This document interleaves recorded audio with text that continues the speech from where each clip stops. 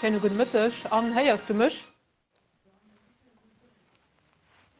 Ah ja, okay. Es hat heute so angestellt. Da steht du all. Questions, answers, das ist wirklich nicht mehr. Ja, probieren an. Probieren an, aber es ist schon gestartet.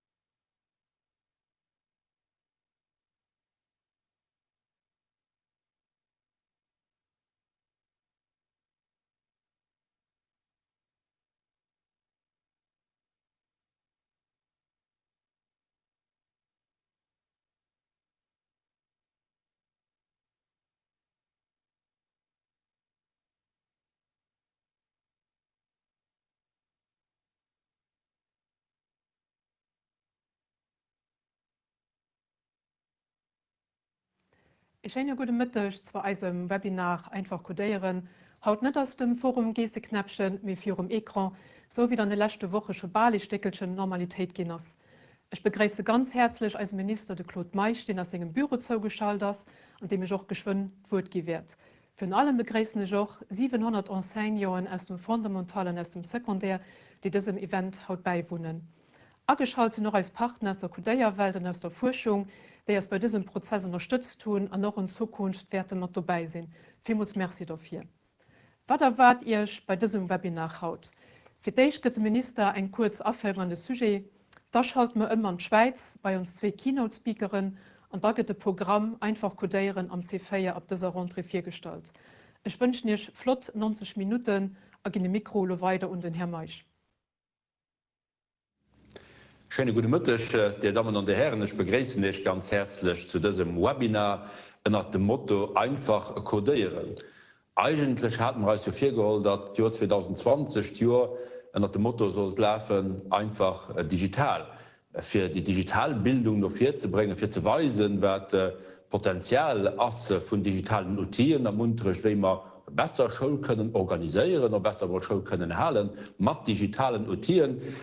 Und nun ist den Coronavirus gekommen, den hat die Welt auf den Kopf gedreht, dann hat das Planning ein bisschen auf den Kopf gedreht.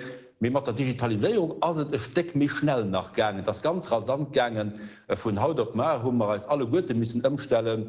Die Schüler, die Enseignants, die Eltern, aber wir haben die Digital-Outils ganz schnell kennengelernt und noch irgendwo Schätze gelernt. Und ich denke, dass wir heute Potenzial gesehen von digitalen Outils an der Bildung, dass man auch Limiten gesehen an der den erkennt, dass eigentlich den persönlichen Kontakt nicht kann evitiert gehen. So wie bei dieser Konferenz heute wären wir ja eigentlich gern alle Guten zu summen an einen großen Saal, man will für Drohnen oder an der Pause oder nur zu Summe Kaffee trinken, vielleicht ein Koch essen, und als das ein oder der andere auch nach können erzählen. Aber wir probieren über diese Weg, über das Webinar, das einfach auszutauschen, etwas beizulernen und als fit zu machen für weiter Schritt von der Digitalisierung von unserer Education.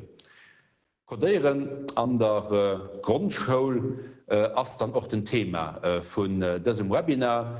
Und da gibt es ganz viele Möglichkeiten für altersgerecht und den spielerisch Kanner und algorithmisch Denken rundzukriegen, weil das algorithmisch Denken ist eigentlich eng von den Möglichkeiten für sicherzustellen, dass der Kanner an Zukunft auch die Apparater nach Werte beherrschen, dass die Apparater das machen, was der Mensch sieht und nicht umgedreht. Dafür ist es wichtig, dass man die Spruch von den Apparaten, und das sind eben mal Algorithmen, dass man die erkennen und dass man das eigentlich als etwas ganz Normales auch an unseren Schulen, so wie wir lesen, schreiben, rechnen lehren, dass man eben auch Basis vom Codieren, für allem die Logik vom Codieren, dass man die können vermitteln. Für eben fit zu sind für eine Digitalgesellschaft, für die Jungen, um eine digitale Zukunft zu bereden, auch für sicherzustellen, dass der Mensch auch seinen Platz in der digitalen Zukunft wird behalten, weil das ist das, was ein Auftrag ist für ein Bildungssystem, den Mensch fit zu machen für die Zukunft. Und wir wissen nicht genau, wie die Zukunft wird ausgesehen, wir wissen, dass eine digitale Zukunft wird sein. Das hat die Corona-Krise gewesen, das wussten wir eigentlich auch schon für drin. Und ich denke, dass die alle Guten nach mehr viel zu sind, ob das, was das dann am nächsten Schuljahr wird beginnen, dann, wenn wir no de Noweien, wenn man die verschafft hat von der Corona-Krise, auch codieren an Fundamentalwerten aufhängen, und da eng ganz flott, kantgerecht an dewer spielerisch Manier und Kannerwerten überbringen. Ich wünsche dir, ja, trotz allem, ob schon mal keine Pause nach Kaffee für drunter an der No können servieren, aber einen interessanten Webinar, viel lehrreiche Konferenzen, an der flotten Echange haut Mütter an der Schaffen, dass man heißt, alle gut, meistens schnell, dann aber Menke ja richtig können gesehen. Vielmals merci, Herr Minister, für Ihre Message zum Thema. Und wie setzen Kanner und Enseignants und Codieren an den Schulen an der Schweiz um? Dazu haben uns Rahel Schopp und den Adrian de Gonda von der Pädagogischen Hochschule Zürich. Rahel Schopp ist dort Direktor vom Zentrum für Medienbildung und Informatik, wo sie zusammen mit ihrer Equipe 17.000 Enseignants formiert. Privat lebt sie an der Bierger, wo sie nur der Arbeit Natur genießt. Den Adrian de Gonda ist wissenschaftlicher Mitarbeiter auf der Uni und er ist responsabel für den Kurs Medien und Informatik, den alle Enseignants durchlaufen muss, den an diesem Fach enseignieren will. Er hat den Faible für die Robotik, Programmieren, erforscht am Thema Augmented Reality. Die hat während dem Vortrag die Möglichkeit, am Chat Fragen zu stellen, die wir dann am Ende vom Beitrag auswählen und ein paar beantworten können. Herzlich willkommen an Schweiz, Rahel Schopp und Adrian de Gonda.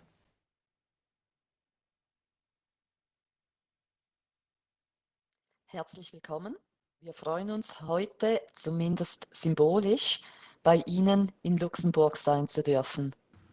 Hallo zusammen. Mein Name ist Rahel Schopp. Ich leite das Zentrum Medienbildung und Informatik an der Pädagogischen Hochschule in Zürich.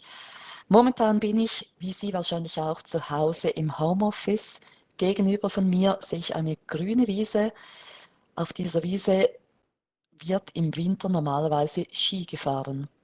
Mein Name ist Adrian de Gonda, ich bin wissenschaftlicher Mitarbeiter im Zentrum für Medienbildung und Informatik und ich gebe dort die Grundlagenkurse, wo die Lehrpersonen die Unterrichtsberechtigung für das Fach Medien und Informatik erhalten. Ich mache sehr gerne Musik und dort mache ich auch gerne digitale Experimente, wie hier dieses Distance Playing Experiment. Dann das zweite Bild ist meine 7 Wochen alte Tochter. Ich hoffe, man hört sie da nicht allzu sehr im Hintergrund. Und das unten können Sie wahrscheinlich nicht verstehen. Wie Luxemburg ist auch die Schweiz mehrsprachig und das wäre eben die 4. Landessprache, Rätoromanisch, meine Muttersprache. In den folgenden Minuten werden wir Ihnen aufzeigen, wie wir bei uns in der Deutschschweiz und speziell im Kanton Zürich den Informatikunterricht gestalten und umsetzen. Genau, du Rahel wirst etwas über Medieninformatik in der Deutschschweiz, spezifisch im Kanton Zürich sagen. Ich werde dann einige konkrete Beispiele vorstellen für die Zielstufe, die hier am meisten vertreten ist, also für Schülerinnen und Schüler, die zwischen 10 und 13 Jahre alt sind. Und dann wirst du Rahel nochmals etwas über Unterrichtsbeispiele sagen für jüngere Schülerinnen und Schüler. Ja, dann würde ich sagen, legen wir los. Das Modul Medien und Informatik stellt im Lehrplan einen kleinen Sonderfall, einen Spezialfall dar, insofern, dass mit den beiden Fachrichtungen Informatik und Medienbildung 2 verschiedene Fachgebiete im selben Modul oder im selben Fach vereinigt werden. Bei der Umsetzung gehen wir von der DAK-Stuhlerklärung aus, die 3 verschiedene Aspekte oder Perspektiven ins Zentrum stellt, nämlich die gesellschaftliche, kulturelle, also die Medienbildung, die technologische, die Informatik sowie die anwendungsbezogene Perspektive. Jeder Kanton kann die Stundentafel selber umsetzen oder selber deklarieren. Im Kanton Zürich ist es so, dass ab der 5. Primarklasse eine Lektion für das Fach Medien und Informatik reserviert ist.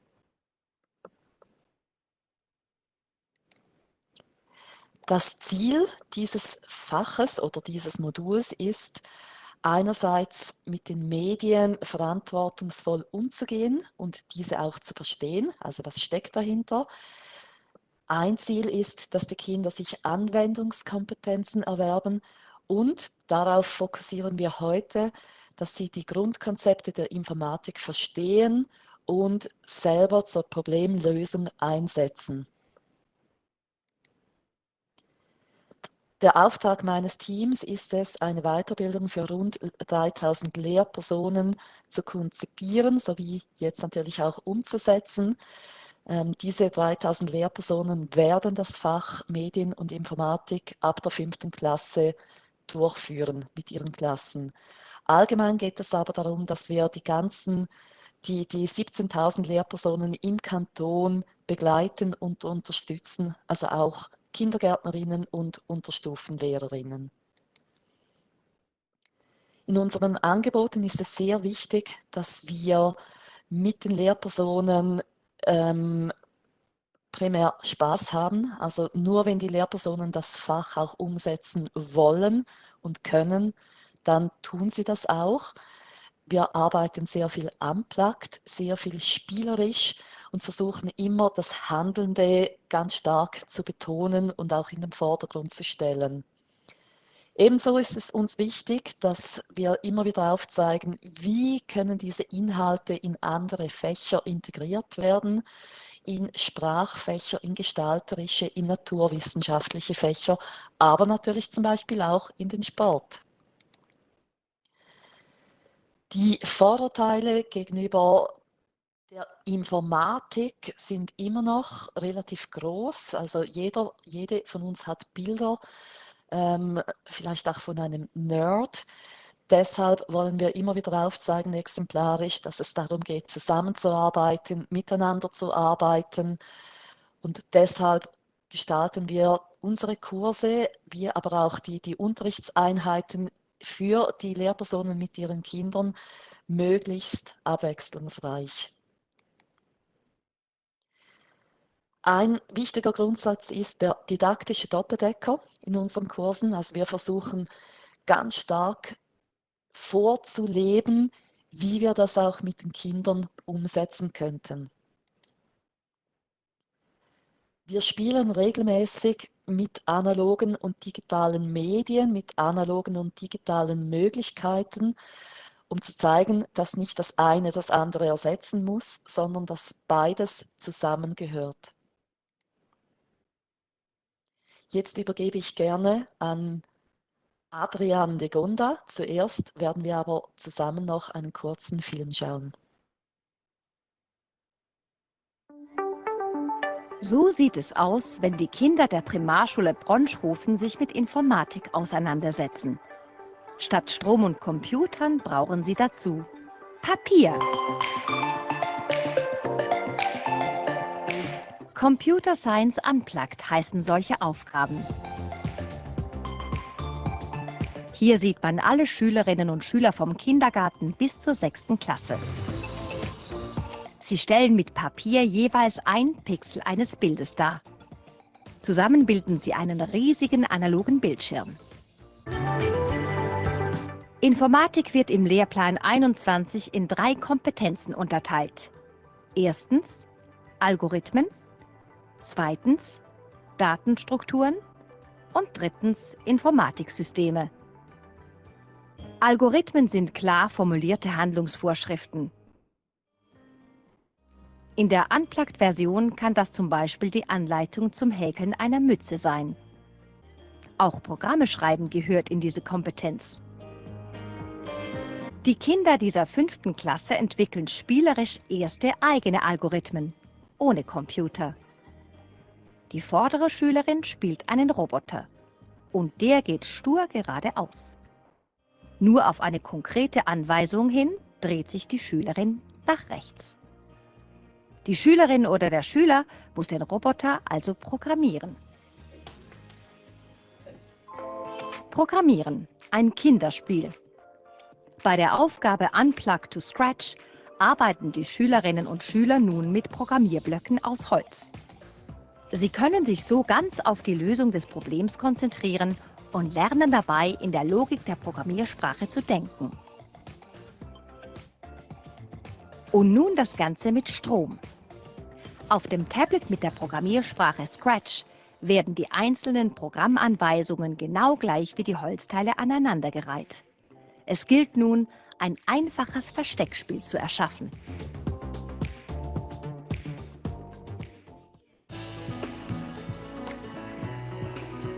Datenstrukturen. Wie viele Bäume stehen auf dem Schulareal und welche Form haben sie? Auch das ist Computer Science Unplugged. Die Kinder können Daten aus ihrer Umwelt darstellen, strukturieren und auswerten. Eine Kompetenzstufe der Datenstrukturen, das Sortieren und Ordnen, können schon Schülerinnen und Schüler des Kindergartens erfüllen. Die kleinen Informatikerinnen und Informatiker sortieren Bauklötze. Nach Farben, nach Formen oder nach Größen. Informationen anders darstellen heißt codieren. Was mit Pixeln auf dem Fußballplatz gemacht wurde, geht auch am Pult. Die 5- und 6-Klass-Kinder codieren Bilder mit Hilfe eines Rasters und beschäftigen sich auf diese Weise mit dem Thema Datenstrukturen. Zusammengefasst: Informatik in den beiden ersten Zyklen, das heißt vom Kindergarten bis zur 6. Klasse, soll selbstentdeckend sein und auf spielerische Weise den Zugang zur digitalen Welt ermöglichen.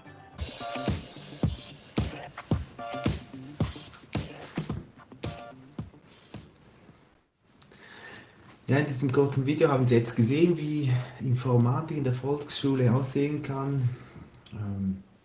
Sie haben einige Beispiele gesehen.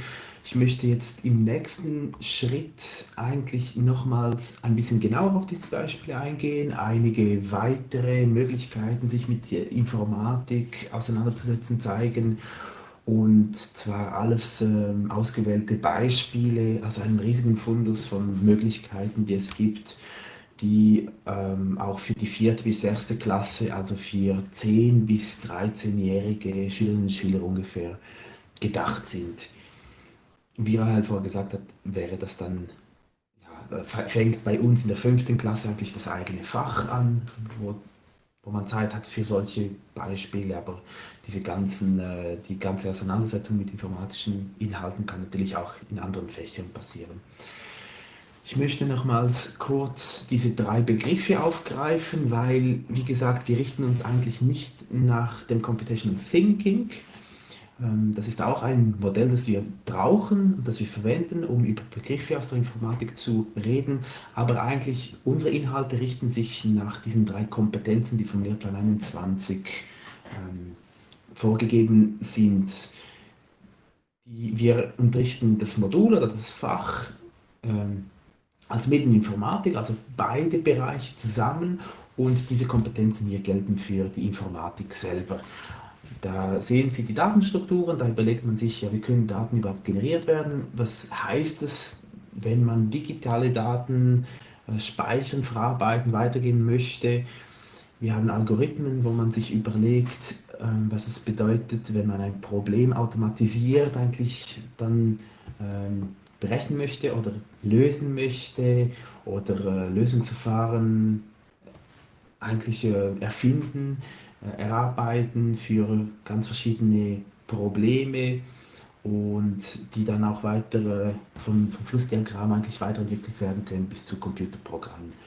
Und als dritte Kompetenz haben wir die Informatiksysteme, bei denen es meistens darum geht, dass wir einen Input haben und dann diesen Input so weiterverarbeiten möchten, dass wir einen gewünschten Output erreichen. Das kann man zum Beispiel mit Robotern machen, das kann man am Beispiel eines Computers als Informatiksystem anschauen oder auch mit Physical Computing, also mit einer Platine wie dem Calliope, also mit dem Microbit. Anfangen möchte ich mit Datenstrukturen und hier möchte ich kurz dieses Beispiel von diesem Bild übermitteln aufgreifen. Sie haben gesehen im Film, da geht es darum, dass man eigentlich sich überlegt, wenn man ein verpixeltes Bild hat, schwarz-weiß, einzelne Pixel, die entweder schwarz oder weiß sind, 0 oder 1, wie kann ich dieses Bild einer anderen Person übermitteln? Was müssen wir gemeinsam abmachen und was muss gegeben sein, damit das funktioniert? Und das ist eine sehr schöne Aufgabe, das ist auch eine sehr bekannte Aufgabe, die wahrscheinlich in allen Lehrmitteln und Unterrichtsmaterialien zur Informatik in der Schule vorkommt. Und Sie sehen hier einige Beispiele, die Schülerinnen und Schüler erstellt haben. Und eine Stärke dieser Aufgabe ist auch, dass es keine eine große Lösung gibt, sondern dass die Schüler eigentlich ein System erfinden können, das dann funktioniert und mit dem dann eben diese Daten, diese 0 und 1 wirklich übermittelt werden können. Das gleiche Bild entsteht dann sowohl beim Sender wie auch beim Empfänger. Ja, müssen wir uns immer ein bisschen überlegen, ja, was lernen die Schülerinnen und Schüler eigentlich mit diesen Aufgaben, die wir machen? Und diese Aufgabe ist eigentlich so die typische Aufgabe, um zu zeigen, was ist überhaupt Digitalisierung, also dass man etwas Analoges hat und das dann in eine zählbare Menge von Punkten zum Beispiel unterteilt, mit einem Raster hier, wenn wir die Pixelgrafiken anschauen. Anders funktioniert es bei Vektorgrafiken. Und hier könnten wir dann auch jedem Punkt zuweisen, ob das jetzt ein 0 oder ein 1 ist. Und sobald wir von 0 und 1 sprechen können, dann haben wir eigentlich die Digitalisierung erreicht. Dann ist dieses Bild digital mit allen Konsequenzen, die dann damit zu tragen sind. Zum Beispiel, dass man halt Kompromisse eingehen muss, nicht mehr ganz runde Linien zeichnen kann, sondern hier bei diesem Beispiel halt die einzelnen Pixel auszeichnen oder dann sich entscheiden muss, ob dieser Pixel dazugehört oder nicht. Es werden aber auch immer ganz andere Sachen noch beigebracht, wie zum Beispiel Kooperation, Kommunikation. Also Sie haben gesehen, wir arbeiten sehr oft im Pair-Programming. 2 Schülerinnen und Schüler, die zusammenarbeiten, und auch solche Aufgaben, das ist ja nicht Programmieren, aber auch diese Aufgaben eignen sich sehr gut zu zweit zu machen, weil es geht ja auch darum, dass man einen Lernerfolg zusammen dann generiert, dass man kooperiert, dass man kommuniziert, einander eigentlich mitteilt, was man lernt und das Verständnis das man von dieser Materie hat. Es geht auch so oben rechts ein bisschen dargestellt darum, dass wir unsere Welt, in der wir uns bewegen, auch verstehen, ein bisschen repräsentiert mit diesen Pixeln, dass ich erklären kann, wieso zum Beispiel auf meinem Smartphone verschiedenfarbige Punkte dargestellt werden können. Hier mit diesem RGB-Modell, bei dem eigentlich bei jedem Pixel definiert wird, wie viel Rotanteil, wie viel Grünanteil, wie viel Blauanteil in diesem Punkt vorhanden ist. Oder das Bild unten links repräsentiert eigentlich, ja, dass ich erklären kann, ja, wieso gibt es dann Bilder, die viel Speicherplatz brauchen und solche, die eben nicht so viel brauchen. Und solche Themen eröffnen sich dann sofort, wenn man eine Aufgabe macht, wie das Bild übermitteln. Ich möchte diese Webseite noch auf diese Webseite hinweisen, den Pixelbetrachter. Da haben Sie die Möglichkeit, wirklich reinzuzoomen in Bildern und dann wirklich einzelne Pixel angeben zu lassen mit diesem RGB-Modell, Rot, Grün, Blau, wie viel Anteil. Und Sie können dann auch wieder rauszoomen und dann sehen Sie, welches Bild sich da überhaupt dahinter versteckt. Zum Beispiel hier. Ich zoome raus und dann irgendwann sieht man, ah ja genau, das sollten Sie wohl kennen. Also es gibt sehr viele von diesen Tools, die dann auch eben den Informatikunterricht sehr anschaulich, interaktiv machen. Das kann ich dann nur empfehlen, dass Sie diese Tools auch einsetzen im Unterricht. Noch zuletzt zu diesen Datenstrukturen. Wir haben in der Schweiz ein relativ neues Lehrmittel, das heißt Connected, und das kommt in 4 Ausgaben raus, 1 bis 4. Connected 1 und 2 wäre da für die Mittelstufe, also für die Schülerinnen und Schüler, die Sie eigentlich auch unterrichten. Und Sie sehen, diese Aufgabe Bild übermitteln, die kommt auch in diesem Lehrmittel vor. Das ist wirklich eine Aufgabe, die man fast überall findet. Und ja, ich möchte das einfach noch erwähnt haben. Vielleicht möchten Sie ja auch ein bisschen einen Fundus aufbauen an Lehrmitteln, an Unterrichtsmaterialien. Da könnte ich Connected empfehlen. Und einfach mit dem Gedanken nehmen, dass wir in der Schweiz Medienbildung und Informatik zusammen unterrichten und dass hier in diesen Büchern auch immer alle digitalen Phänomene aus 3 Perspektiven angeschaut werden, also nicht nur die informatische Bildung vorkommt. Die zweite Kompetenz, die ich mit Ihnen anschauen möchte, wären die Algorithmen. Und Sie haben auch bereits im Film gesehen, dass wir hier mit diesen Holzblöcken programmieren. Da geht es darum, auch wieder zu zweit, dass man sich überlegt, ja, wenn mir diese Werkzeuge, diese Funktionen oder halt diese Holzblöcke zur Verfügung stehen, wie kann ich mit diesen zum Beispiel jetzt in dieser Aufgabe konkret ein Schweizer Kreuz zeichnen? Und da geht es auch wieder darum, Pair Programming zusammen überlegen, zusammen kommunizieren, kooperieren, überlegen, wie funktioniert es wirklich. Und übrigens, das lässt sich auch sehr gut motivieren, also sehr gut begründen, weil auch in der Softwareentwicklung wird sehr oft im Pair Programming gearbeitet, einfach weil man gesehen hat, dass wenn man zu zweit an einem Problem arbeitet, dann sieht man viel mehr, man entwickelt bessere Lösungen, das Produkt schlussendlich wird so auch günstiger. Und ja, ich glaube, das ist auch eine gute Begründung, auch für Schülerinnen und Schüler, dass sie auch lernen sollen, zu zweit solche Probleme anzugehen. Sobald dann eine Lösung gefunden worden ist mit den Holzblöcken, kann man die überprüfen, indem man ein Schweizer Kreuz dann nachfährt, also eigentlich genau das nachfährt mit einem Stift, was man da vorprogrammiert hat. Und das muss man dann selber überlegen, ob man ganz genau sich an dem hält, was man hier in Holzblöcken programmiert hat. Und als dritten Schritt kann man dann zur Plattform von Scratch, die Programmierumgebung von Scratch, und dort kann man das 1:1 so reingeben und dann schauen, ob es so stimmt oder ob man irgendwo einen Denkfehler gemacht hat. Das kann so ein Zugang zum Programmieren mit Scratch sein. Wir arbeiten auch vor allem mit Scratch, weil wir sagen, die Programmierumgebung von Scratch ist sehr mächtig, man kann sehr vieles mit dieser machen.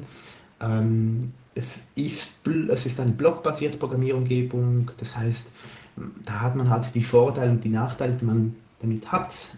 Wir denken aber gerade in diesem Alter, wo die Schülerinnen und Schüler noch nicht so geübt sind mit dem Schreiben, mit dem Zehnfingersystem, lohnt es sich vielleicht schon, eine Programmierumgebung zu nehmen, die jetzt nicht so viel Syntaxfehler generiert. Auch sonst, also die Programmierumgebung ist sehr geeignet für diese Aufgaben, die wir mit den Schülerinnen und Schülern machen, um Programmierkonzepte kennenzulernen. Eine Weiterentwicklung könnte dann sein, dass man zum Beispiel mit Karten arbeiten. Wir haben Karten erstellt, auch übersetzt von Scratch zum Teil sind sie von Scratch selber, wo man dann lernt, wie zum Beispiel ein Fangspiel zu erstellen.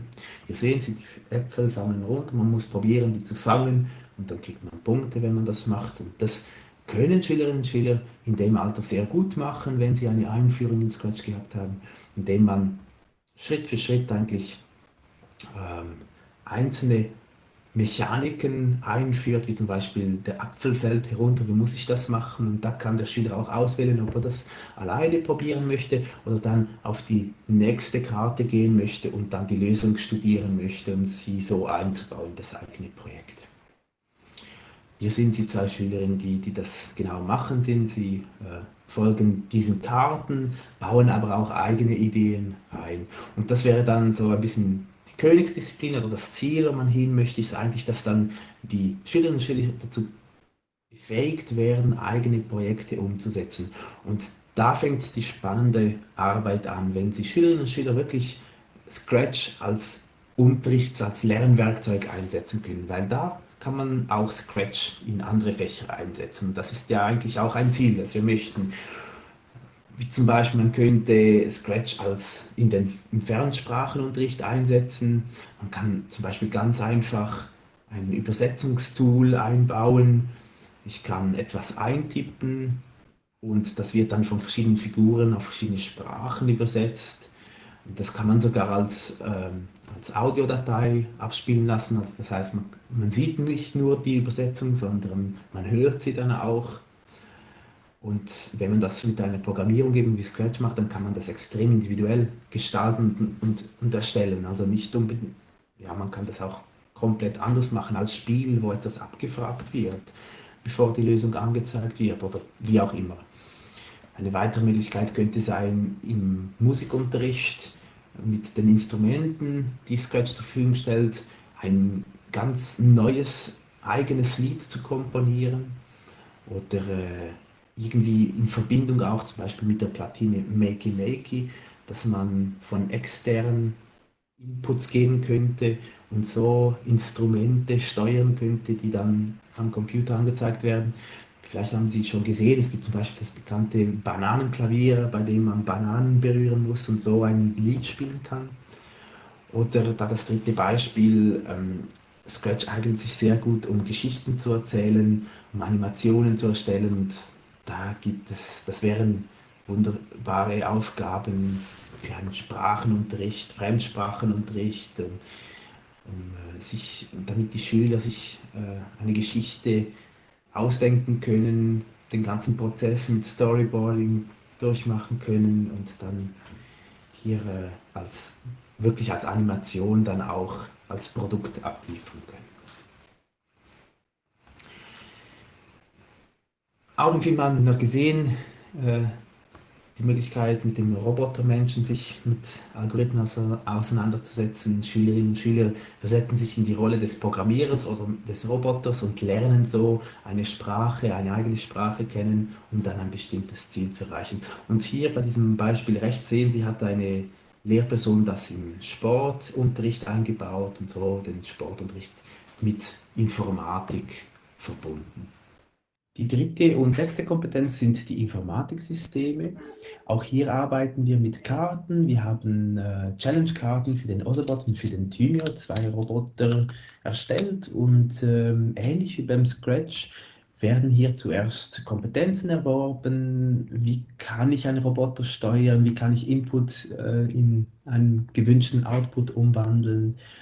Und wenn dann mal die Basis erschaffen ist und gelernt worden ist, dann können kreative Projekte durchgeführt werden, wie zum Beispiel das Robotertier, das hier programmiert worden ist und auf ganz verschiedene Inputs dann mit verschiedenen Outputs reagiert.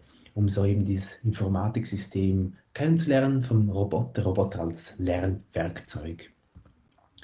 Hier sehen Sie noch zwei Bilder des Calliopes. Ich habe gehört, dass Sie auch mit einer Platine arbeiten. Das hier wäre der Calliope Mini und diese Platinen sind oft ähnlich aufgebaut und da geht es meistens darum, eben diese Zusammenwirkung kennenzulernen und spannende Projekte auch auf die Beine stellen zu können.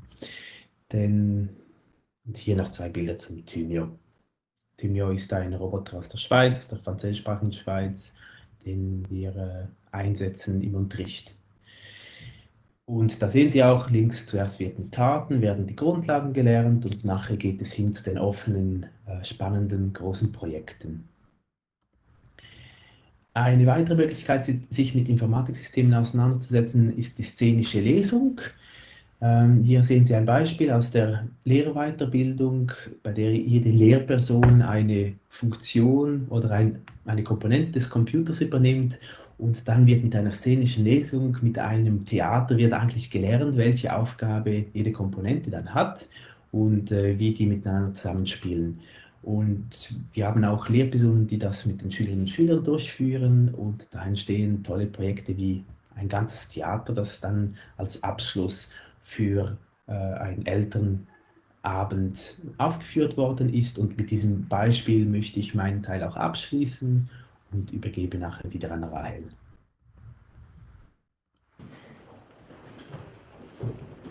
Moment mal! Wer hat das hier denn sagen? So einfach wird man nicht zum Betriebssystem durchgestellt. Betriebssystem, bist du überhaupt bereit für eine Meldung der Tastatur? Hallöchen, MMM, Arbeit für dich. Oh, vielen Dank. Wow, das ist das mache ich auch dem Chef. TikTok, das lässt keine Wünsche offen. Das ist wieder einmal unglaublich gut gelungen. RAM, Kuckuck, Arbeitsspeicher. Kannst du diese Tastatureingabe mal speichern? Seit rund 2 Jahren setzen Lehrpersonen im Kanton Zürich auf der Primarstufe das Fach Medien und Informatik um. Wir erhalten immer wieder Feedback, aber sehen zum Beispiel auch über die sozialen Medien, was wo durch wen umgesetzt wird. Es lohnt sich zum Beispiel auf Instagram Primardiamanten zu folgen. Das ist eine Mittelstufenlehrerin, die regelmäßig aus dem Unterricht berichtet, insbesondere natürlich auch, was Medien und Informatik angeht. Bei ihr sieht man auch schön, wie sie die Themen in die Fächer integriert. Auf der linken Seite ging es zum Beispiel um Sprache und rechts um Geografie. Im Kindergarten und in der Unterstufe gibt es kein spezielles Zeitgefäß für Medieninformatik. Das heißt, es wird integrativ unterrichtet. Sehr beliebt bei den Lehrpersonen sind die Bilderbücher oder Bücher von der Serie Hello Ruby von Linda Lucas. Diese Bücher regen an, etwas umzusetzen, sei es im Elternhaus, sei es aber auch in der Schule, also respektive im Kindergarten oder der Unterstufe. Auf spielerische Art und Weise wird der Computer erforscht. Hier werden die Kinder angeleitet, selber einen Laptop herzustellen. Oder andere Beispiele, hier zum Beispiel aus dem Kindergarten. Da hat die Kindergärtnerin das Thema Körper bearbeitet. Mit einem Any-Reader-Stift konnten die Kinder zum Beispiel abhören, wie ein Körperteil heißt. Mit dem Blueboard haben die Kinder dann verschiedene Körperteile erkundet, die durch die Lehrperson vorgegeben wurde. Also sprich, die Kindergärtnerin hat zum Beispiel gesagt, lass den Bluebot zum Knie fahren und die Kinder mussten dann den Bluebot dementsprechend programmieren. Wir selber sind dran, ein Heft zu erstellen, das sogenannte MIA-Heft, Medienbildung, Informatik, Anwendungskompetenzen. Dieses Heft spricht momentan erste und zweite Klassen an. Wir wollen bei diesem Heft einerseits aufzeigen, wie Unterricht heute stattfinden könnte. Andererseits unterstützen wir aber die Lehrperson damit, dass sie konkrete Arbeitsaufträge für die Kinder erhält.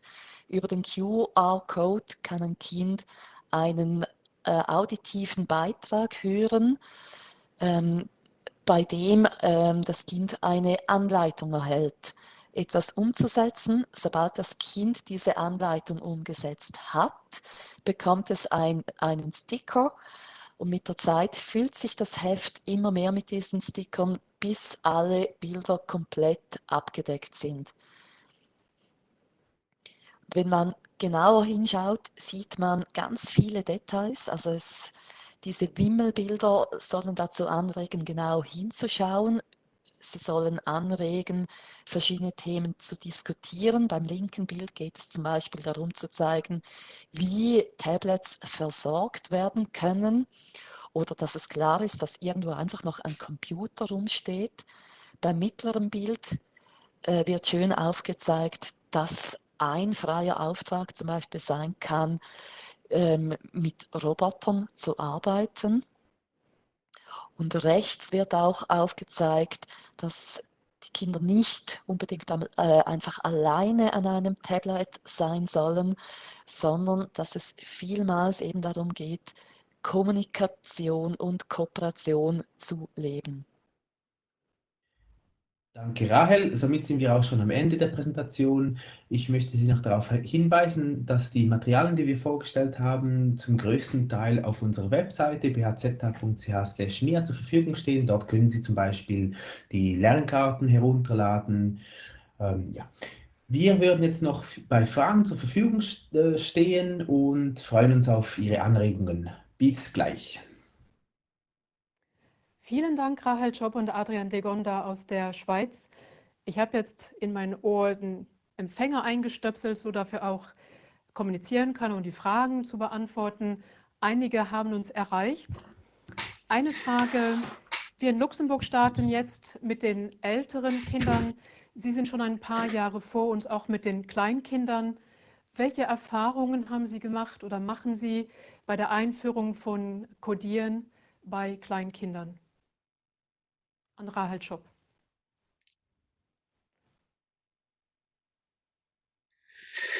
Es kann sein, dass Rahel eine schlechte Verbindung hat. Sie hat mir vorher geschrieben, darum erlaube ich es mir, jetzt sehen wir sie. Gut, Rahel. Übernimm du. Okay, gut, ja, gerne.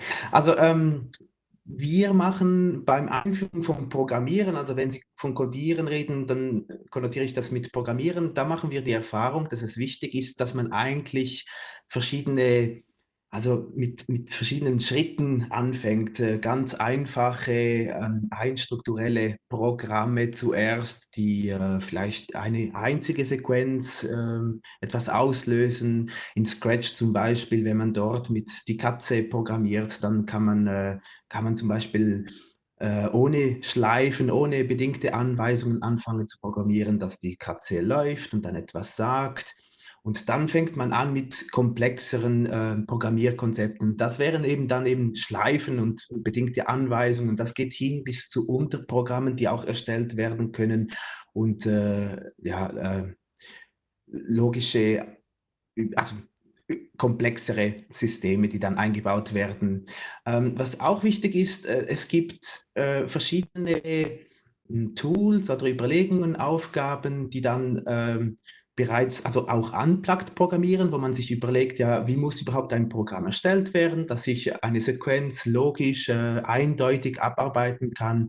Und ich würde eigentlich immer empfehlen, dass man unplugged, nicht am Computer anfängt, sondern wirklich mal die Schüler überlegen lässt, ja, was macht es jetzt, wenn ich eine Sequenz genau so definiere? Und komme ich zu dem Ziel und würde ein Roboter oder ein Computer auch genau das machen, was ich mir vorstelle? Dass so eigentlich das Verständnis von Algorithmen, von Programmen dann zuerst gestärkt wird und dann kann man mit Tools wie Scratch dann weiterarbeiten, die weiterentwickeln. Okay, danke schön. Das heißt, Kleinkinder, wir haben es ja auch im Film gesehen, die haben keine größeren Schwierigkeiten mit der Einführung von Unplugged-Unterrichtsideen, Anleitungen. Also wenn Sie von ganz kleinen Kindern reden, wie von der ersten bis dritten Klasse, die Rahel Job kurz vorgestellt haben, genau dort gibt es Tools wie, also wir haben kurz den Beebot vorgestellt, dort sind ganz einfache Programme, kann man dann speichern im Roboter, man gibt zum Beispiel einen Weg vor, vorne nach vorne und dann nach rechts und dann nach vorne und dann muss man von einem Ort zum anderen und solche Tools lassen sich gut einsetzen und das ist so eine Mischung zwischen Unplugged und einem Roboter, weil eigentlich müssen sie ja nicht am Laptop arbeiten. Es gibt auch Karten, zum Beispiel Karten mit Befehlen, die man verwenden kann und dann diese Befehle ein Befehl nach dem anderen arbeitet und so kann man auch ganz ohne Computer Programmierkonzepte Programmieren auch einführen. Ja. Danke. Eine Frage, Herr de Gonda, Sie sind in der Lehrerinnenausbildung aktiv.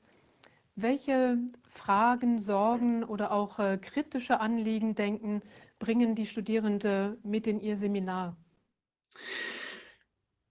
Eigentlich, was wir erlebt haben seit den letzten Jahren, in denen wir Weiterbildungen anbieten, ist im ersten Jahr, also wir haben die Weiterbildung für das Fach Medien und Informatik, dort konnten sich Lehrpersonen eigentlich anmelden und im ersten Jahr hatten wir sehr viele Lehrpersonen, die ein großes Interesse an das neue Fach hatten und wahrscheinlich auch bereits viel Vorerfahrung.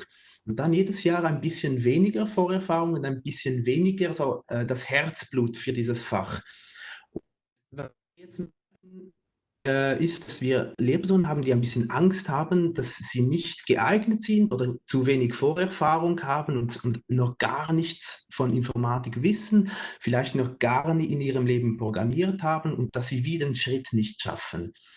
Und das ist natürlich, das ist uns bewusst, wir befinden uns in einer sehr speziellen Lage. Lehrpersonen haben wahrscheinlich nicht in der eigenen Primar- oder in der eigenen Volksschulzeit programmiert und sich mit Informatik auseinanderzusetzen.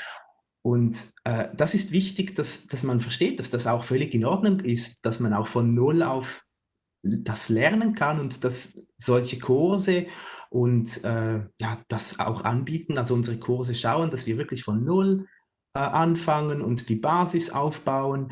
Und das ist spannenderweise ein Phänomen, das eigentlich wahrscheinlich überall auf der Welt ist, dass die Lehrpersonen sich jetzt eigentlich mit etwas auseinandersetzen müssen, was sie vorher noch nicht kennen aus der eigenen Kindheit. Aber das macht sie auch sehr spannend. Also genau.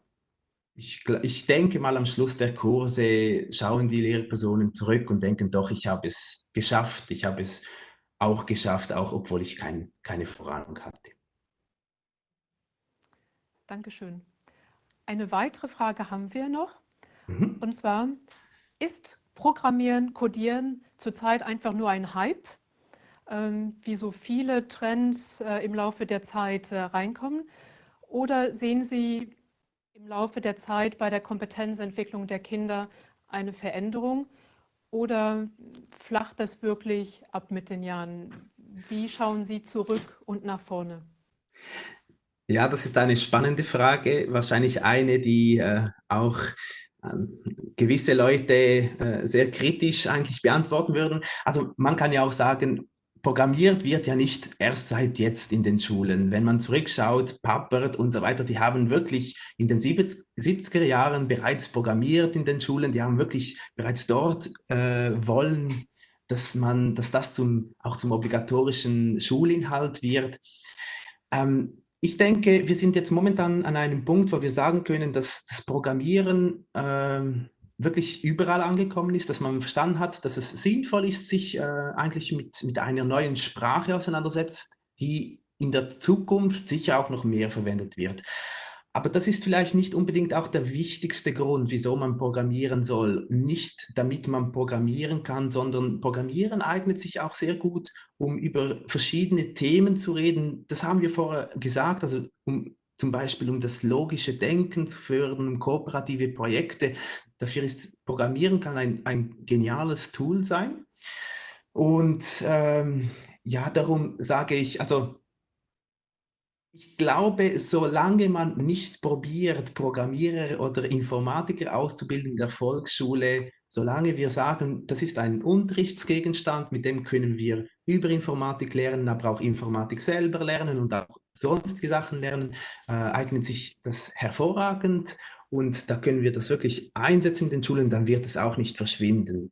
Gefährlich finde ich, wenn dann eben so ein bisschen das Programmieren gelernt wird, damit wir in Zukunft die Programmierstellen besetzen können, die da noch frei sind, die besetzt werden müssen in der Wirtschaft. Ich glaube, das wäre eine falsche Argumentation, um Medien und Informatik in der Schule zu haben. Klasse. Vielen Dank, Herr Degonder. Und auch vielen Dank an Rahel Tschopp und an euch beide für diesen Beitrag und den kreativen Erfahrungsaustausch jetzt.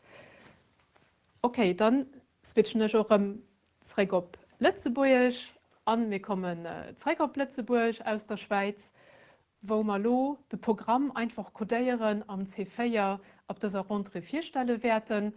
Und dafür begrüße ich den Claude Reuter, hier der Schulmeister, ein Teil von unserem Skript-Codeer-Team, zusammen mit René Schaber, Raoul Pötti, Carlo Thiemisch und Andy Arendt, hat hier das Programm ausgeschafft. Und noch während dem Claude seiner Präsentation hat die Möglichkeit, am Chat Fragen anzuregen, von denen wir da am Ende vom Vortrag natürlich pur beantwortet werden. Claude, schön, dass du da warst, du hast Wort. Voilà, merci Martin. Ich gebe dann über einfach codieren schwätzen. Einfach codieren, vertieft, das war das so dummer gemengt. Voilà, wir haben angefangen im Skript so am Mai bis September 2010 uns mal die echt Gedanken zu machen zu all den Begriffen, die du gehen, codieren, computational thinking, vertieft das alles, vertieft das für die Schule, wie kann ich das umsetzen? Darauf sind, als du einen echt Test festgemacht ging, es gibt ein Projekt vom September 2010 bis den Juli 2019 an Klasse vom Cycle 1 bis Cycle 4, wo aus 10 Jahren ungefähr 20 Klassen Aktivitäten am Bereich Computational Thinking durchgeführt haben, wo wir die Erfahrungen gesammelt haben, ihre Feedbackrouten. Und darauf sind wir eine echte Evaluation gemacht, vom Juli bis Oktober 2019, für aus den Erfahrungen dort zu lernen. Darauf sind, als du eine Arbeitsgruppe gegründet in einem Skript, die probiert tun, daraus ein Konzept zu bauen, für zu gucken, wie kann ich das landesweit umsetzen. Darauf sind kommen zwei Testphasen am Kader von der EU Code Week am Oktober 2019, wo die ja ungefähr 30 Klassen, aber die hier just das Cycle 4, wo die Workshops aufgehalten sind von externen Partnern wie Code Club oder Women in Digital, die dann Workshop an den Klassen aufgehalten haben. Und auch darauf haben wir dann eine zweite Evaluation gemacht, um zu gucken, welche Erfahrungen haben wir das hier gesammelt, was spezifisch dann just am C4. Ungefähr parallel dazu, also auch eine externe Beratung haben wir gebraucht. Da haben wir eine Gruppe de Consultants gegründet. Zu den Gruppe de Consultants waren da Vertreter aus den Regionaldirektionen, vom IFAN, von den Kneffen, die uns dann eben ihre Feedback geben haben zu dem Material, was wir da schon ausgeschafft haben, die Ideen, die wir hatten, für zu gucken, voilà, wie gesehen die externen Leute für uns dann neue Erfahrungen noch zu geben. Das ist immer gut, wenn von außen auch ein bisschen drauf guckt. Darauf haben wir dann einen dritten Test festgemacht, und zwar sieht heute, dass dann Unterrichtsideen an der Praxis, das heißt, wo man die echten Unterrichtsideen hat man derzeit ausgeschafft, für zu weisen, voilà, wie kann ich das machen, für den Enseignant etwas zur Hand zu gehen, wie ihn das Kind durchführen. Und die Unterrichtsideen haben wir verschiedene Klassen gegeben, die ausprobiert tun, für uns darum das Feedback zu geben, als der klar, was man da geschrieben und als das verständlich, kann ich das wirklich so umsetzen. Parallel sind dazu auch ein Peer-Review gelaufen von der Universität Lützeburg und von der Donau-Universität von Krems, die auch das ganz durchgeguckt haben und uns ihre Feedback dazu gegeben haben. Voilà, das ist der ganze Werdegang, wie bis so gegangen, dass der Tisch du hast schon viel high evaluiert gehen, durchgehen, für zu gucken, wie das Kind durchführen. Wir gucken mal noch ein bisschen den Begriff Computational Thinking, was heißt das dann eigentlich? Was kann man sich darunter vorstellen? Die sieht eine Definition von Janet Wing, das ist so eng von vielen, weil es ganz viele Definitionen zu Computational Thinking, das ist kein Begriff, den ich so einfach fassen kann. Die hier ist vielleicht schon ganz interessant, weil du am Anfang 3 Elemente sind, die interessant sind. Computational Thinking als ein Gedankenprozess. Das ist schon mal ganz wichtig. Das heißt, es geht nicht nur just mit Computer schaffen, mit das auch die Gedanken, wer am Kabel 4 geht, das ist ganz wichtig. Das ist die echt wichtigste Sache. Die zweite Sache ist, dass es darum geht, ein Problem zu lösen, das heißt, eine Lösung zu finden zu einem Problem, und dass die Lösung muss an eine Form bringen. Das heißt, also geht nicht einfach darum, die Lösung zu finden, aber ich probiere es auch formal niederzuschreiben, festzuhalten. Und dann den dritten Teil, der ganz interessant ist an der Definition, dass die Lesung, die du abschreibst, so formuliert, dass den anderen sie kann ausführen. Ein anderer, der kann im Moment irgendeinen anderen Mensch sein, der kann auch dann im Moment irgendein Gerät sein, ein Roboter oder Computer. Das ist am Anfang du willst eine flotte Definition, weil du ein bisschen weißt, was du mit der gedurcht hast. Computational Thinking soll ja ab nächstes Jahr am Cycle 4 an Kompetenzen an der Mathe verbunden gehen.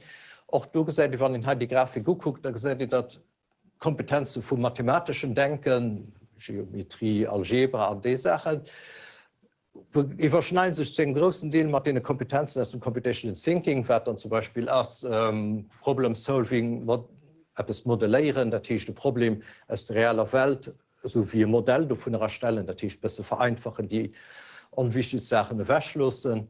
Das dann, du wennst gesehen am Fongol bei der Grafik, dass der Fongol das mathematische Denken an Computational Thinking ganz eng mit verbunden sind. Was ich da Codieren mit Computational Thinking erklärt, wird das Codieren. Codieren, das heißt im Cambridge Dictionary eine Beschreibung davon, du gesehen am Fongol Codieren, heißt Instruktionen abschreiben.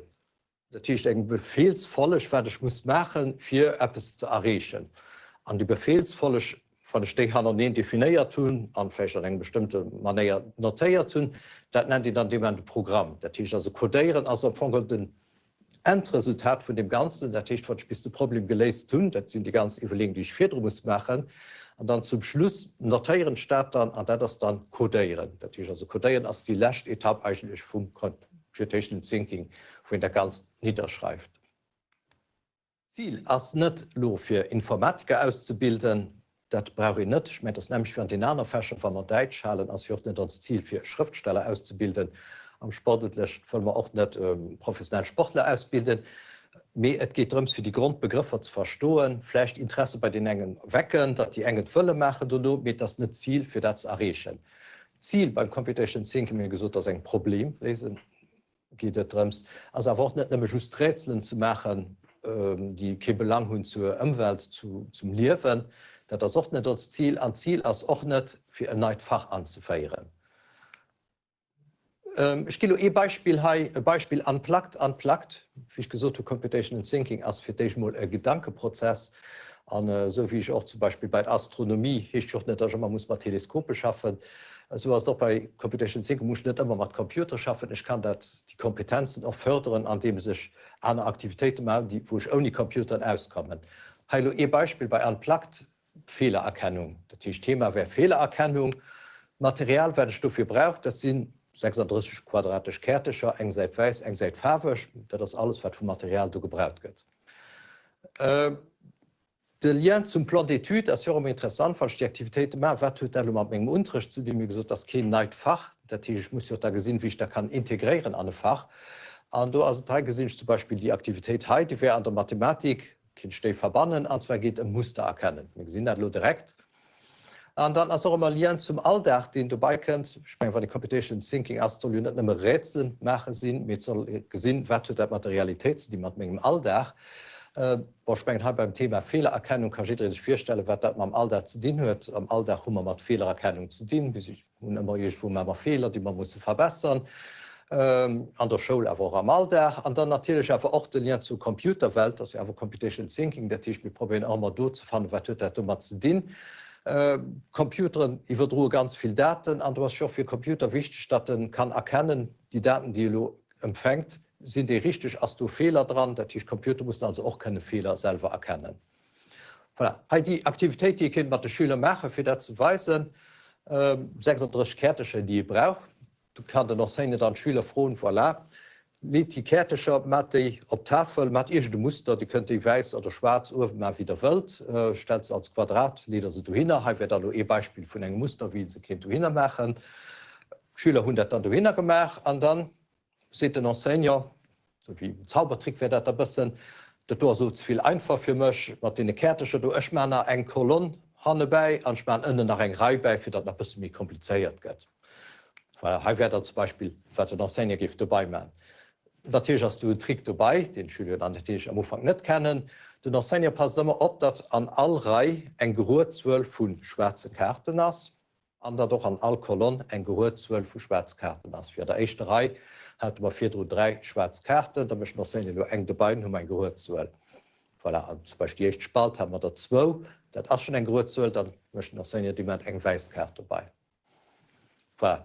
Lo geht noch Senior dann da möchten dabei, dat ich net gesot wat ze Idee fir dat ze machen. E geht lo raus, an da se de Schüler, sie sollen eng Kart ëmdrehen. Wann dann rakennt, dann fënnt hi raus wie en Kart sie ëmgedreht. Wie mchen dat dann de ge fir de direkt erkennen, wann eng Kart ëmdrehen ass engrei an eng Spalto, wo eng ungeruzuuel vun Schwarzen ass, dat hicht die Intersektion vu denen 2, dat wär dat die Kart die Schüler ëmgedreht hun. Voilà, dat klingt dafür Schüler vielleicht am besten am Anfang wie ein Zaubertrick, wie dat gemacht für das rauszufannen. Voilà, da geht es darum, bisschen ja, Schüler dazu sollen rausfinden, wie kann ich das rausfinden. Der kann da Pummer probieren, sie können das selber probieren.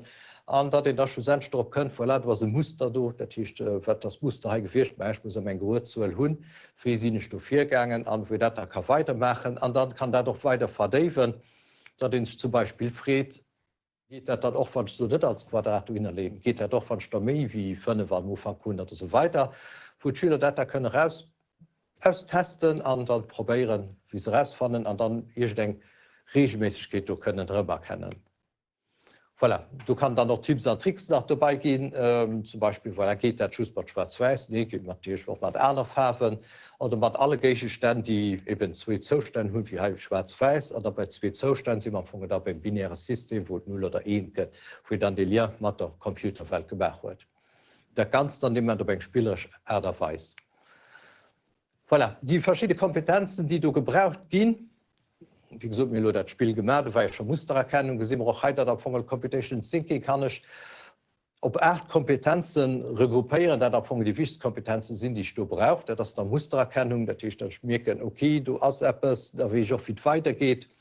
Eine Verallgemeinerung, wo ich vielleicht merken, dass du hattest schon denke, so eine ähnliche Form, aber was du benutzt und der kann ich auch heute benutzen. Zerlegung, wenn ich ein Problem habe, das ziemlich kompliziert ist, kann ich dir dann lauter Einzelprobleme zerlegen und dann als all Einzel handeln als da mir einfach zu lesen. Abstraktion, die Details wegschlüsse, die nicht wichtig sind, die ich im Moment nicht brauche. Algorithmisch denken, genügt Schritt 3 machen, wie muss ich 3 noch 4 gehen. Zum Beispiel beim Backen, wo die auch algorithmisch einen Algorithmus abfangen, den muss befolgen. Da steht genau, wer den 3 muss machen. Ich kann nicht für die Sachen an der Chefchen machen, da ich Mail rausholen. Das ist so gedenkt fast falsch. Iteration erkennen, als etwas, was sich wiederholt, weil pro mal 4 könnt, was immer rum könnt, da kannst du dazu vielleicht mal dem und dann könnt ihr so oft 4. Debugging, Fehler sichern, an die dann verbessern, an Evaluation gucken, ob es dann ganz nicht nach Kauf verbessern, optimisieren, dass es miserier geht, also 4. Andere Kompetenzen, die auch ganz viel dabei gebraucht gehen, das sind die 4 Skills, das heißt Kreativität, Kommunikation, Kollaboration, kritisch Denken. Kompetenzen, die auch ganz wichtig sind an unserer Zeit, die uns am Anfang auch von Maschinen oft unterscheiden, von der Kreativität an der kritischen Denken, weil auch ganz wichtig sind. Der ganz steht dann auf dem Punkt Modellieren, Strukturieren, Codieren, für was die 3 Wörter, wenn wir von Computational Thinking schwätzen, für den Problem lesen, also weiter, sind wir am Anfang eine Kompetenz einer vielen von digitalen Kompetenzen, die wichtig sind an unserer digitalen Gesellschaft, wo wir heute leben. Vor kurzem hast du den Medienkompass vorgestellt, wo 16 Kompetenzen definiert wurden. Eine Kompetenz davon ist dann die Punkt 3.4 modellieren, strukturieren, codieren. Aber dann fangen wir auch weiß, dass das nicht nur just codieren ist, wie gesagt, das ist die letzte Etappe, wo ich komme. Mir viel drauf, wo ich für dich muss eben modellieren, ich gucke, wer das wichtig ist, ich muss das, was unwichtig ist. Ich muss das Ganze strukturieren, für etwas zu kreieren, und dann zum Schlussrecht, wo ich dann die Befehle, oder die Befehle kann man von so, ich muss abschreiben, welche 3 müssen behandelt gehen, für zur Lesung zu kommen. Der Layer-Kontext, war das wichtig beim Layer-Kontext, den man Veranstalter an der Schule umsetzen, das sind die Erfahrungen, die wir da gemacht haben an den verschiedenen Testphasen. Als am Prinzip von Low Floor, High Ceiling und White Walls, wie den mit Resnick gesagt wird. Low Floor, das ist schon ein leichter Einstieg. Ich komme sehr dran, ich muss nicht lange mich ranlesen und etwas Kompliziertes machen. High Ceiling, Es gibt viele Möglichkeiten für eine Uhr zu differenzieren, es gibt noch viel weiter Möglichkeiten. Aber Whiteboards, das ist nicht an einem Klassenraum just wo ich merke, wie klein Rätsel, aber ich kann das wirklich auf viele Bereiche anwenden. Für das Troll von der Lehrperson, wenn ich so Aktivitäten will machen, und die Unterschied ist nicht groß für die, was so Troll von der Lehrperson ist am Unterricht. Es ist wichtig, dass du hast für zu begleiten, Schüler bei ihren Aktivitäten, wo sie Probleme probieren zu lesen, Lösungen zu finden, sie niederzuschreiben. Ja, ich begleite sie, ich vermittle kein Wissen natürlich. Das ist nicht, dass ich ihnen vorgehen, was die Lösung ist, aber sie sind frei zu sichern. Es gibt viele Möglichkeiten, vielleicht die können gehen, dass eine enge Möglichkeit. Die den Enseignant als der Begleiter vom Schüler als einen Lehrprozess. Berät die Schüler auch. Das wie das Scaffolding kann im Typ gehen, wie kann weiterkommen, wann ein Henke bleibt. Begleiten, bereden, aber ein gibt nicht Lesung, ihnen hilft einen Schritt weiterzukommen. Die einen Schüler ein bisschen mehr, die anderen Schüler natürlich ein bisschen anders, so wie in differenzierter Klasse. An ein dritt wichtige Rolle für die Enseignants ist Technologie gewinnbringend ersetzen. Das heißt, nicht alle Technologie ist für alle Aktivitäten sinnvoll anzusetzen, mir da den überlegt, was holen ich lo, was ist lo sinnvoll. Wir hatten zum Beispiel drin das Beispiel Unplugged, was ich ganz gut kann machen, für so Kompetenzen zu üben. Ohne Material, ich muss nicht immer Digitalgeräte haben. Das ist allgemein Technologien oder Material, wie setzt statt gewinnbringend an, dass das zu dem feiert, was mein Ziel ist. Voilà, wir haben lange genug darüber gesprochen, was Computational Thinking ist, was das kann sein, was für Möglichkeiten gehen von den Testphasen, die an der Schule durchgeführt sind. Es wäre vielleicht Lob oder Zeit, für zu gucken, wie gesagt, das da aus an der Realität, am Terrain, was Schüler damit schaffen. Das ist ein Film gedreht in ein paar Klassen, wo ihr gesagt, wie Schüler damit schaffen, wo ihnen das richtig kann erleben, was das für die Schüler bedeutet, wie sie Spaß damit haben, was das spielerisch rüberbringen. Ich gebe euch da noch einen Trailer von dem Film weisen. Den ganzen Film seht ihr auf der Website von EduCoding, da komme ich nach zurück. Du seht den ganzen Film hier als da noch kleinen Trailer daraus.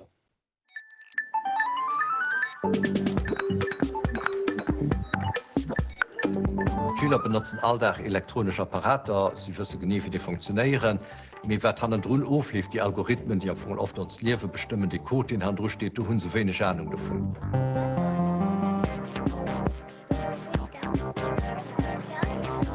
Computational Thinking als am Anfang so problemlesend denken.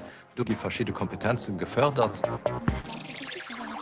Kreativ wäre sich schon. Also zurückkommen, wenn es nicht geht, nach ein von Null aufhängen, etwas anderes probieren. Dranbleiben, bis das mit Lesung gefunden.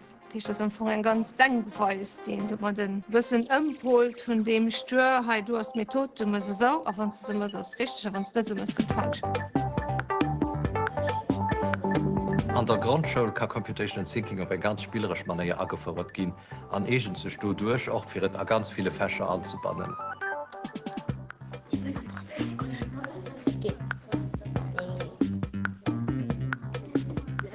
Flott aus man Computational Thinking, was es ihnen hilft beim Problemlesen. Wenn ich ihnen gebe, so, nee, du hast falsch, macht anders, dass sie sind sehr fertig. Wenn der Computer ihnen Feedback gibt, dass du hast falsch, dann bleibt die Motivation viel mehr groß.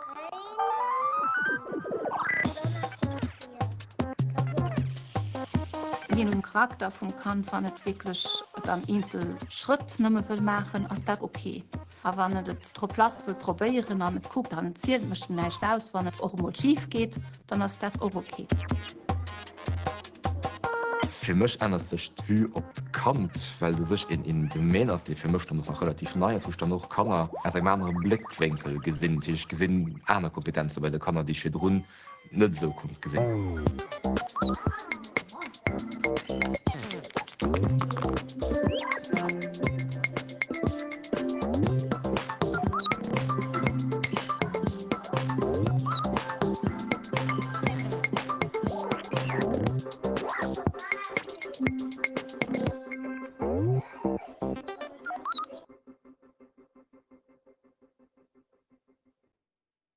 Ab dem 8. B, das ist ab Moor, könnt ihr den Film dann auch ganz gucken Internetseite von www.educoding.lu. Da fand ihr dann noch ein anderes Material, wie du auf dem Menü siehst. Konzept wird dann erklärt, was die Ideen sind, die Hand durchstehen. Aktualität, was momentan aktuell ist, Formationen, die IFAN angeboten gehen. Unterrichtsideen von Enseignern, die am Kader von den Testphasen durchgeführt sind. Die sieht doch durch Rezensionen vom Material, das ist wo verschiedene Material, was ich kann benutzen, für eben die Kompetenzen an der Schule zu fördern, wo ich kann gucken, wo das Material ein bisschen beschrieben wird, wo ich da keine Idee mehr, was der beste ist, das für die Situation, die ihn hört. Rest an, die können das natürlich dann noch kontaktieren, den Arbeitsgruppe Coding. Voilà.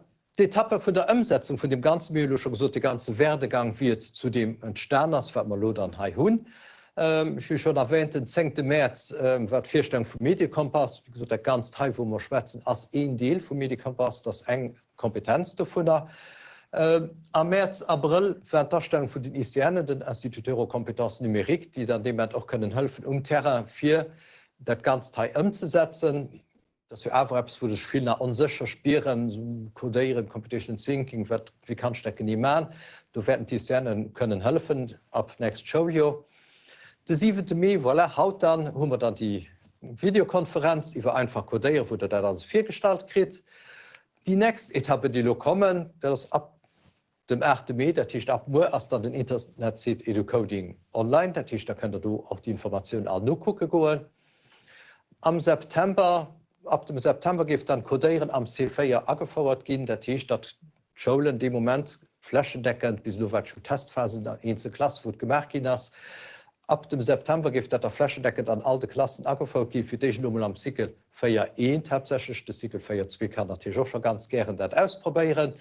Auch ab September gibt es dann ein Starterkit an Schule verteilt. Ein Starterkit, du hast verschiedene Materialwerte dran, du kommst schon direkt nach dort zurück. Und da wird ab 2021, 2022 werden dann auch pure Aufgaben zu Codieren an den Epreuve Kommune 4 kommen. Voilà, de Starterkit wird als dat alle Schulen kriegen ab September ein Köcht mit verschiedenen Materialien, die dran sind, wo ihn direkt der kann umsetzen an der Schulen. Das ist zum einen Teil der Lessonplan, das ist so Unterrichtsideen, wo ihn viel Schule kriegt, was kann ich machen, zum Beispiel die von Fehlererkennung, die ich für präsentiert tun. Dann ist einfach Digitalmaterial dran, also so kleine Roboter. Das Knivelino Starterkit dabei an dem Modi-Kit. Guck vielleicht ein bisschen mehr genau dran. Das Material brauche ich für das ganze Konzept durchzuführen, was wir dafür gesehen haben. Und zwar fängt man an mit Unplugged. Unplugged, wie gesagt, ich brauche kein digitales Gerät. Ich kann das ganz so durchführen mit dem Material probieren, und so weiter, was ich am Klassensaal habe. Das hilft mir dem natürlich nicht den Einstieg zu finden, weil ich bestimmt muss für dich mit irgendeinem technischen Gerät aufwinden oder das kennenlernen. Ich kann direkt losfahren. Als nächste Etappe käme dann in dem Moment ausgebaut, das sind so kleine Roboter, die kann ich mit Farben programmieren. Das ist mit Rot, Blau, Schwarz zum Beispiel. Hier steht dann ein Befehl, lauf mir sehr, geh nur rechts, geh nur links. Auch du aus dem Moment schon programmieren, schon Apparat, an dem sich Farbcode holen. Natürlich brauche ich Farben zu holen. Ich muss nicht nur über den Eco-Apps programmieren, das lebt doch nach ganz screenless. Als nächste Etappe kommt dann auch Blockli, das ist die Gerät, was du gerade hast, die Autobotten, holen ich lo programmieren zu wirklich Ekran an einer blockbasierter Spruch, wo ich wie Puzzlestecker so mit Befehle an der Nähe lehnen, an wo ich stehen, da kann programmieren. Dann kommt das Scratch. Scratch ist eine gratis Software, webbasierte Software, wo ich kann auch Programme programmieren, die vor allem einfach als du umsteigen, weil die Programmierung durchläuft genau dasselbe wie für beim Blockli, das ist auch blockbasierte Programmierspruch. Wir gehen da weiter noch Knivelino. Knivelino, das ist so ein kleines Platin. Kann ich vielleicht nicht im Moment von dummer der GV nicht viel aufhängen, der gesagt, das ist ziemlich kompliziert aus. Wir waren bis die Etappe schon all durch. Die Knivelino, die Platin, da kann ich noch Sensoren anschließen. Und die Programme, die dann mit dem Spruch, der ist auch so blockbasiert, so Puzzlestücke, die ich nehme, und der bist du also natürlich schon gewinnt, für sie zu programmieren. Und zum Schluss kommt der Modi, auch so Starterkit, wo ich auch verschiedene Sensoren hat und damit ein paar Sachen kann ausprobieren. Zu all dem Material sind am Starterkit so Unterrichtsideen. Das heißt, an der Küste ist da noch so eine kleine Broschüre mit Unterrichtsideen, so ungefähr 30 Unterrichtsideen, wo dazu dem Autobot zum Knivelino und zu all dem Material Idee fand, wie ich kann durchführen, auch immer mit einem Lien zum Plan d'étude.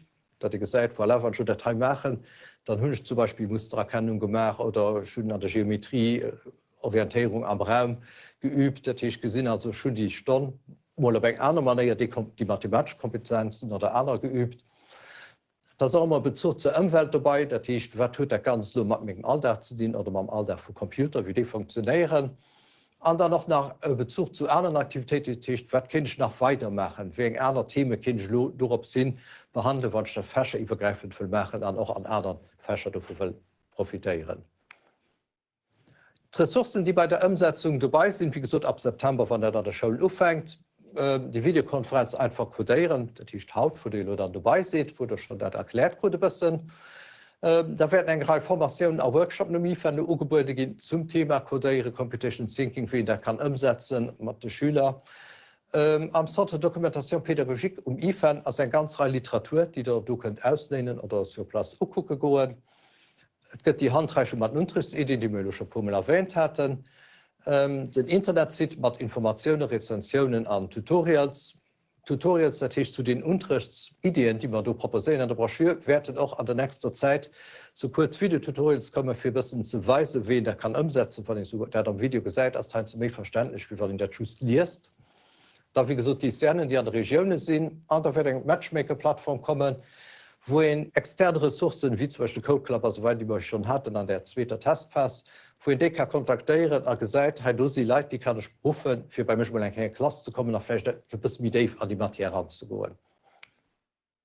Voilà, ich so nicht vielmals merci an, ich gehe dann vor zurück und Martin für weiter frohen. Vielmals merci, Claude, für die ganz informative und detaillierte Aufführung an das Programm einfach codieren. Es sind noch pur frohe Nukom, an die echt froh, die ich da stellen will. Das zuerst froh von Enseignern, wo kann ich mich da weiter formieren, sind ich fit genug für Codieren am C4 ab der Rentrée anzufeiern.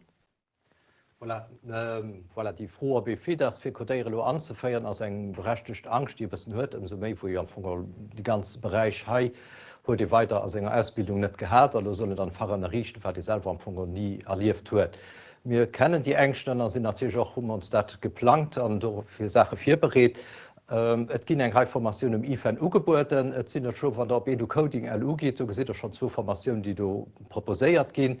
Das wird schon direkt als ab nächster Woche, sind die ersten Formationen an die erste Formation, die ich von nächster Woche schon belebt, das eben Konzept unplugged, für eben zu weisen, wie liegt den Einstieg ist. Das heißt, ich kann wirklich direkt rankommen, ich muss mich nicht für dich mit digitalen Geräten auseinandersetzen, an die verstehen. Ich kann mit dem üblichen Material, das ich sowieso alltag benutzen, damit kann ich schon die Kompetenzen bei den Schülern fördern. Das ist natürlich geplant, ich meine, mit der Zeit, die du warst, das ist ein bisschen kompliziert. Momentan muss die Information nach online aufgehalten gehen, dann ist nicht der direkte Kontakt da, das sind verschiedene Sachen noch nicht so direkt möglich. Das ist aber geplant, für das da wirklich ab der nächsten Rentrée dann auch viel mehr Informationen werden kommen, die auch ein bisschen wie groß dann abgebaut sind, für eben ein bisschen noch das Konzept aufzudecken, was da vorgestellt wird, dass der Tisch von dem unplugged über Software, über Roboteren, die damit verbunden gehen, die ich mal so einen blockbasierten Spruch kann programmieren, wo ich das Ganze an ein Konzept bringe, wo ich das über mehr, die ich dann machen kann. Okay, merci, Claude. Eine zweite Frage, die auch kommt, bezieht sich auf das Programm von der Mathe am C4. Und zwar Enseignant des Freds, das Programm, das ist schon ziemlich kompakt. Lo könnt auch nach Codieren dabei auf der Rentrée. Wie sollen die Leute da umgehen, wenn der dort noch nach dabei könnt? Ja, muss ich am Anfang gesehen, dass nicht nur etwas dabei könnt. Ich habe schon wieder gesagt, Computational Thinking und mathematisch denken, das sind am Anfang Sachen, die sich überschneiden. Natürlich ganz viele Kompetenzen, die du gefördert gehen, wenn so Aktivitäten machen, dann sind ich am Anfang auch ganz viele mathematische Bereiche, Mustererkennung, Abstraktion. Allgemein das Problem lesen braucht man ja in der Mathe an alle Stunden. Das ist wirklich eine Kompetenz, die gefördert muss gehen, und die ich eben durch Computational Thinking auch Mathe kann fördern. Ich muss am Anfang gesehen, dass ich nicht das machen andere dann, mir das fand ich das von so Aktivitäten machen, wie du heute schon vorgestellt gesehen, auch schon aus der Schweiz, wie vorgestellt gesehen. Dass ich am Anfang du merken, habe ich Kompetenzen gefördert, und die Kompetenzen kann ich an der Mathematik dann dem Moment gebrauchen. Sogar mehr weit, ich kann sie allgemein gebrauchen, weil ich mein Problem lesen denken, und am Scienceunterricht oder an anderen Plätzen, das ist wirklich eine allgemeine Kompetenz, die ich am Alltag immer brauche. Vielleicht für ein E-Beispiel zu gehen, wir hatten ein E-Beispiel für Drohnen. Bei den Otherbotten zum Beispiel kann ich die auch programmieren, dass sie ein Quadrat auflaufen, dass sie ein recht goflaffen, dat ze 5 goflaffen den Dreieck. Van Stelo will programmieren fir dat oflieft, da muss man natürlich op 4 as genie Gedanke machen, wat Degeschaft vu der Figur, wie sind Fenkeln, wie as mat de Längten as so weiter. Der Tisch dann Fogel nämlich sos machen, wann Schüler gesot Geodrei ganz hechen die Figuren man derselbe stößt man engem anderen Material an das am so wie muss gesinn schon eng weiter méiglech geht weiter util an dem Moment fir dat nämlich zu machen, weil sowieso mis machen. Okay, merci Claude. Et sind 2 Fragen rakom zum technischen Material, bei dem Starterkit zum Beispiel mat geschickt gëtt, gehen die unplugged, die du auch schon erwähnt hast, und dann gehen es Osobotten an Modien. Was mache ich als Enseignant, wenn ich für der Küche stehe und ich gehe nicht eins mit dem technischen Material, hole ich direkt an der Schule sur Platz Unterstützung, auf wen kann ich mich da wenden? Ja, also wie gesagt, bei dem Unplugged, du hast ja schon die Probleme mit dem technischen Material, du kommst schon darüber weg. Sobald du die technischen Sachen ersetzen, ja, da kann natürlich immer Probleme. Hier komme ich muss ich immer B-Plan Brett tun, ich muss sowieso immer von der Schule haben, wenn da denen geht, muss ich etwas das in Petto holen. Die technische Hilfe fand ich in dem Moment natürlich, kann ich an der Schule fahren, ich meine, für dich tun wir vielleicht als die Pädagogik, andere Leute, die ich besser rauskennen, die ich kann im Hölle frohen, die besser mehr bekannt. Schon méi wëssen dazu, ich würde méi responsable Informatik am Gebäude, den Streck vielleicht nach kontaktieren. Und da gibt es natürlich ab der Rentrée die ICN, die Institut Kompetenz Numerik, die natürlich auch eng zusätzlich hilft, nachdem man können sinn, für wann eng froh ass. Nach eng Zweetfroh oder Such, die man technische Material zusammenhängt, aus ich meine nicht, seht aus eng froh, dass mein Schule technisch gut genug ekipéiert, dass was die Hardware belangt oder de Wi-Fi, was freien Antwort mir darauf? Ja, die technische Ausstattung an der Schulen ist ja ganz verschieden von Schule zu Schule. Voilà, du hast natürlich doch berücksichtigt, fängt man dann Plan durch, ich meine, das ist ein Okay-Problem. Das Material, was du noch könnt, die Außenbotten, die Knivelin und so weiter, das Material kann, du erfordert nicht, dann steht man ein Tablet muss tun oder irgendeinen bestimmten Hardware muss tun, die sind allgemeingültig. Ich kann das über Internet, also was schon Internet sieht, da geht so webbasiert Applikationen, wo ich kann schaffen, das lebt also auf einem normalen Desktop-Computer, das lebt auf einem Laptop, das lebt auf einem Tablet, das ist egal, am Anfang wegen Hardware, die jemand benutzen, das lebt mit aller Apparat. An dem Moment der sofort schon einen Desktop-Computer hun an der Wi-Fi ist so gut, da kann ich über die Kabel verbannen, das steht Problem am Anfang an dem Moment Go kann. Eben weil das Material auf die verschiedenen Plattformen du lebt. Okay, merci dazu. Eng froh ist nach kommen, eng vierwärtsfroh bei dem Folien über die Ressourcen, die Skript-Codea-Team hat für die Enseignants, da war ein Bullet Point mit einer Matchmaker-Plattform. Was kann Ihnen sich darin vorstellen? Die Matchmaker-Plattform, das ist am Anfang, jeder Soziologe schaffen die Sachen aus an der Klasse und ich benutze das, heißt, du willst vielleicht ein bisschen große Projekte machen. Ich will mir etwas Idee von etwas rangehen. Ich selber als Enseignant fühle mich noch nicht bereit, für mich vertieft das Ganze zu behandeln.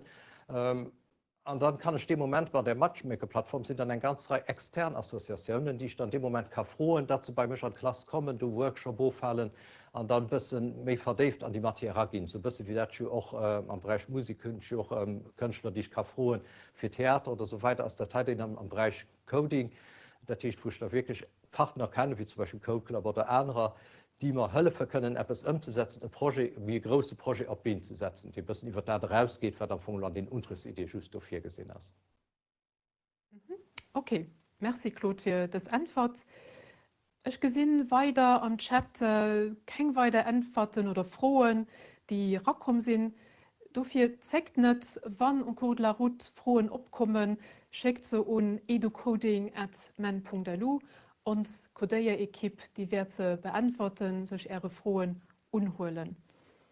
Dann ein bisschen 400 Zeit, das 20:03, sind wir Ende von diesem Webinar angekommen.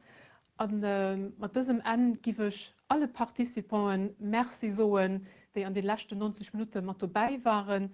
So für allen Dingen noch denen merci, die in dieser Produktion beteiligt waren, ganz besonders der Equipe von Cisco WebEx und Telkea, aber auch hier auf der Platz nach hier uns Skript, Ton- und Film-Equipe Und dann ich nur mit dich, bis ganz geschwind und bleibt gesund.